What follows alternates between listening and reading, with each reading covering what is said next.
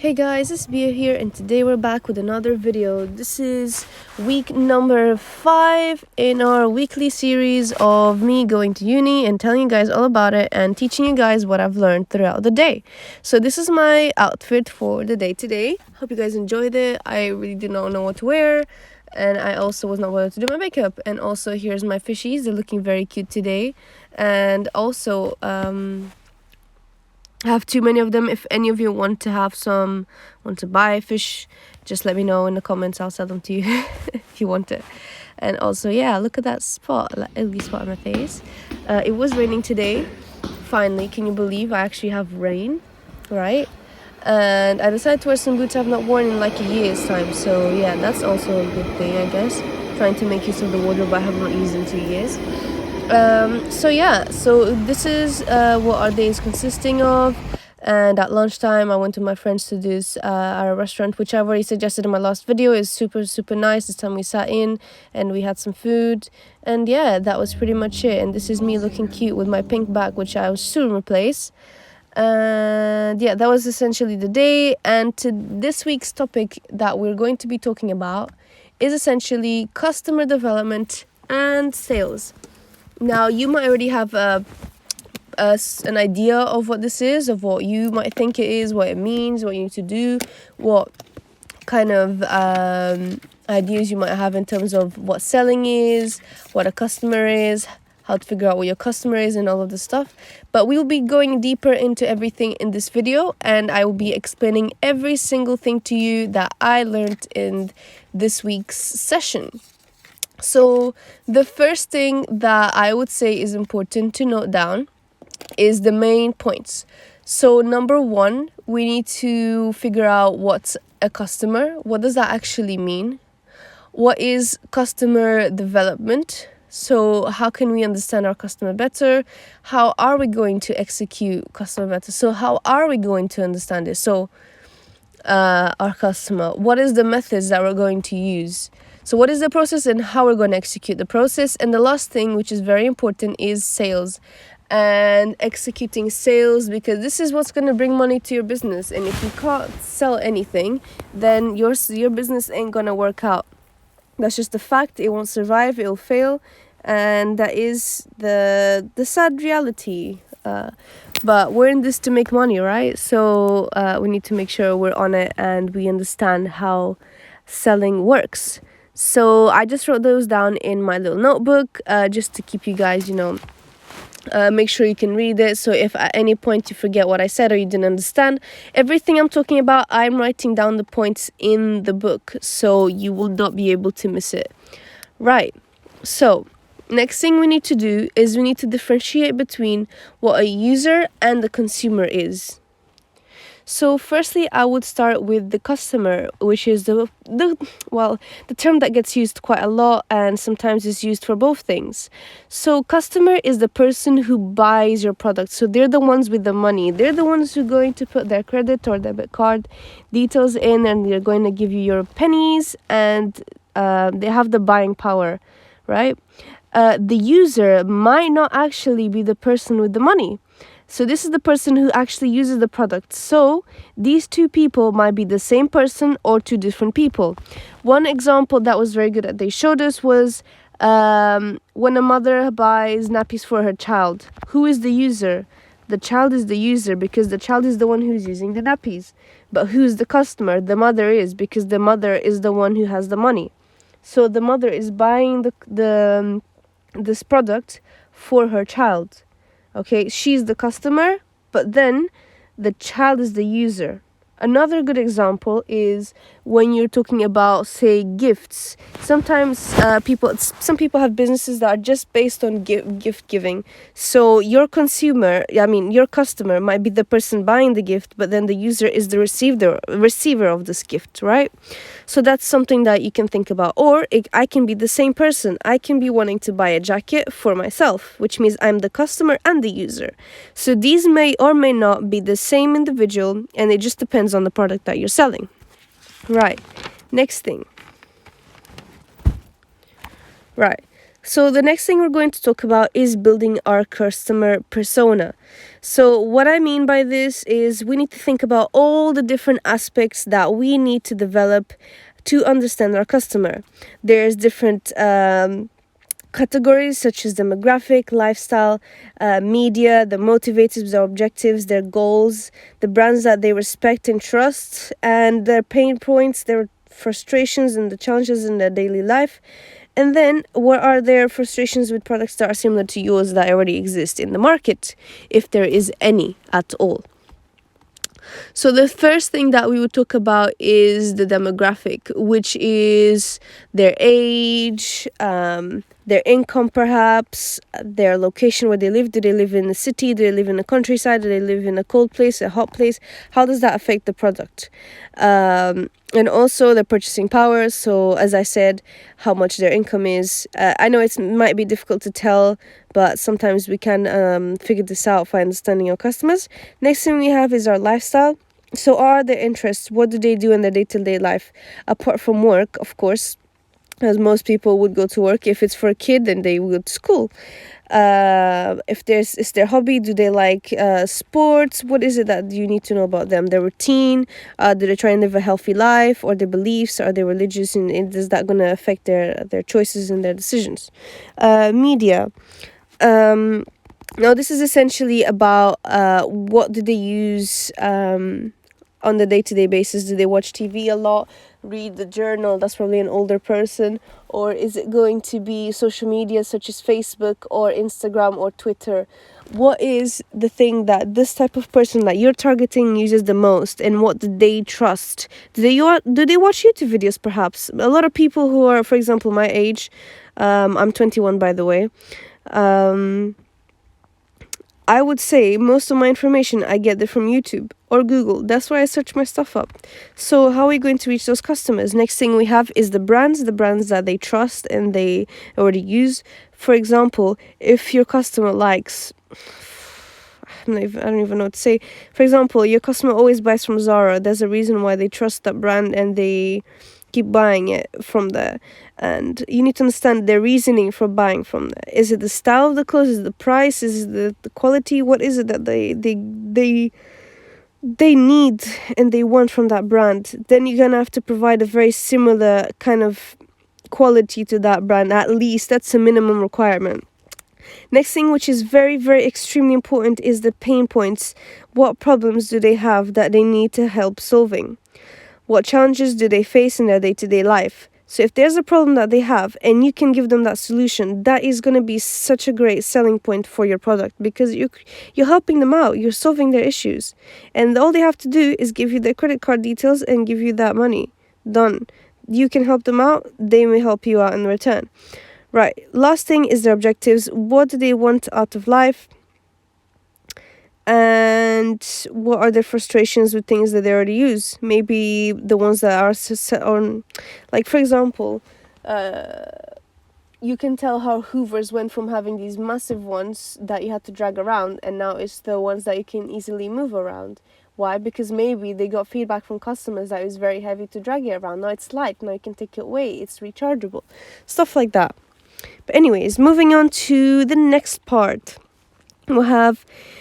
So when we're trying to learn about a customer, there's 3 things we need to think about. One is we need to talk about their life instead of our idea. This is especially if you're doing some sort of interview, you need to understand how they live their life. Again, back to what I just said, understand their problems, their ideas, their needs. Next thing, ask about specific things that have happened in the past, because what has happened in the past is what tells us most about their behavior. And last thing is to listen to them. Don't just talk. Let them do the talking. Right.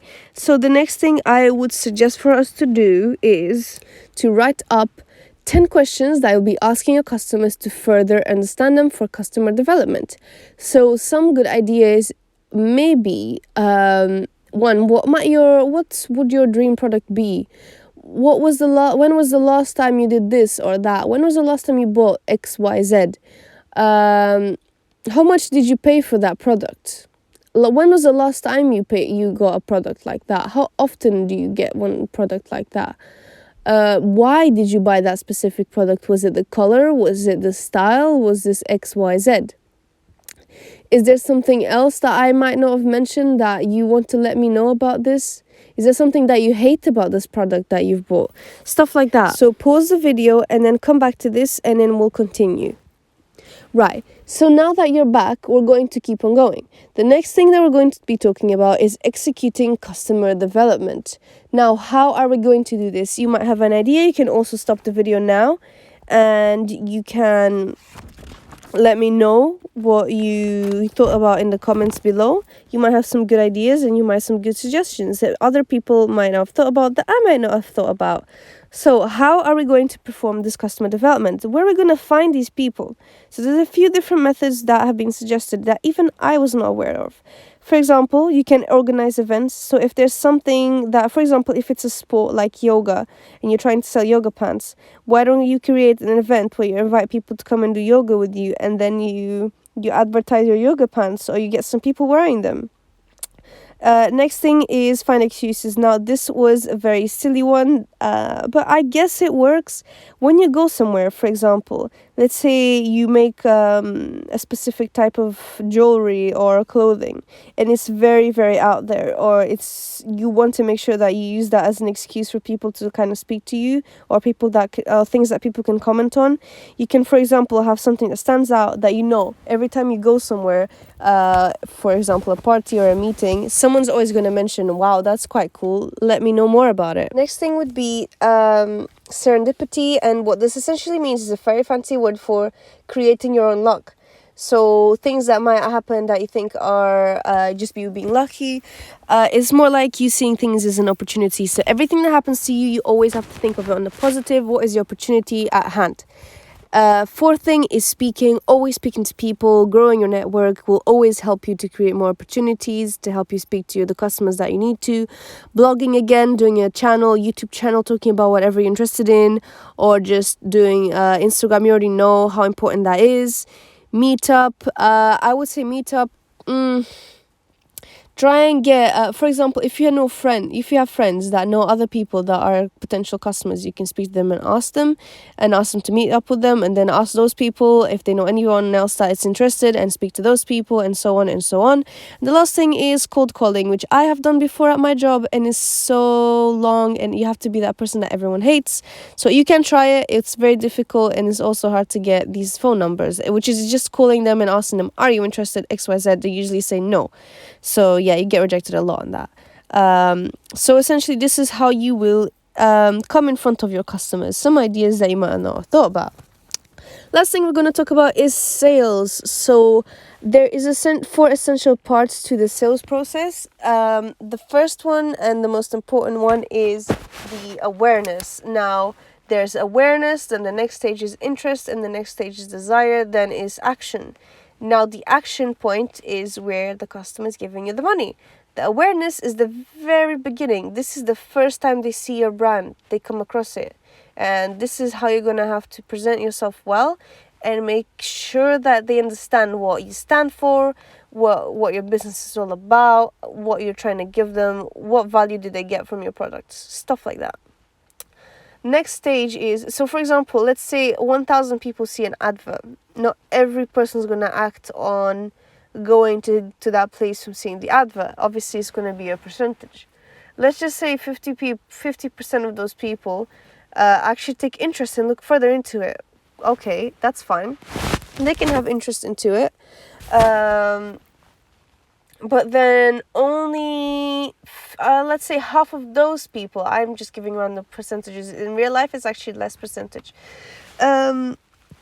Next stage, for example, out of those 50%, which is about 500 people, only 50% of those people actually really, really want it and go to the shop and go and see it, and they really love it. Okay, that's about 250 people now.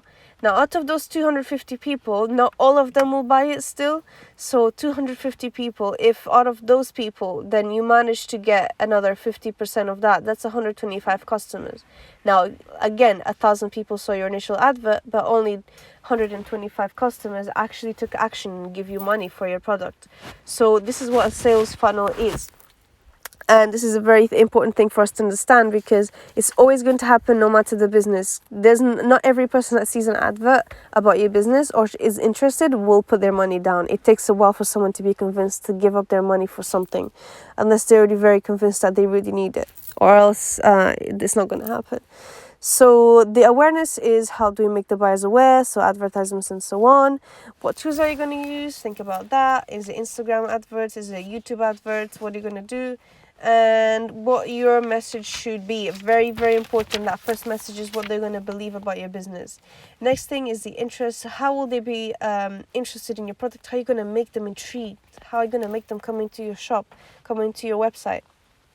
We can have social proof. A lot of times you can see stuff like this on the tube. You have, for example, a musical, and people saying, yeah, this was great, this was amazing. You have stuff like that. You can get people that have used your product before to give you some feedback, and then you need to make sure that this information, all the information about your brand, is very clear, very easy to understand. A lot of people are very stupid, guys. I'm not going to lie to you. They are. And that's not me being rude. That's just being the facts. Right. And the next thing is desire. You need to make them crave their products. You need to make them believe that they need this and they want it and they cannot live without it. For example, Apple phone, phones in general, do we really need it to survive? No, but it's something we desire so badly that we end up spending so much money on it. It's that, and it's TVs and all sorts of other luxuries. We don't actually need them. It's all just a luxury that we've been convinced that we really need. Okay, that is desire. That is not ultimate need. It's not like water and food and a shelter. So obviously we need to create that desire, that passion, that I really want it. So this taps into your emotional connection to something, okay? Right, so you need to think about how you're going to make it desirable. That's up to you. Many different techniques. We can't talk about that in this video. Next thing we have is making sure that we also are very, very easy to reach for our customer. And is there a way we can help them use our products, so we can share tips on how to use it if it's something that we've created? I've seen a lot of adverts right now for some pans. It's a very nice new product, and they give you like an example. I can use this to cook this, that. That's quite cool. Good way of advertising. Last thing is the action, the point of the money. So what are your call to actions? What are they? What are we going to do to make our customers want to get this ASAP? What is going to make them put their money before they leave your store? You need to have triggers, okay? And is it easy for your customers to pay for this product? Make sure your website is optimized in the best way possible. Give them as much options as possible for them to pay. Don't stop your customer at the end of all of this process from giving you the money, okay? That's the worst thing you can do. You've done so much work. Don't have that lost at the very, very end. Okay? So that is very important for us to recognize. And again, this is a funnel, so it starts out really big and it ends up very small. The bigger your initial funnel is, the more customers you might get. You can try and reduce the amount of customers that you lose throughout this funnel, so you can have it more wide or more skinny, but it's up to you how you're going to maximize this potential. And that is pretty much it. Thank you guys so much for watching. I hope you enjoyed this video. Don't forget to subscribe to the channel, leave a like down below and a comment if you have any questions, and I'll see you guys on the next one. Bye! Ciao, ciao!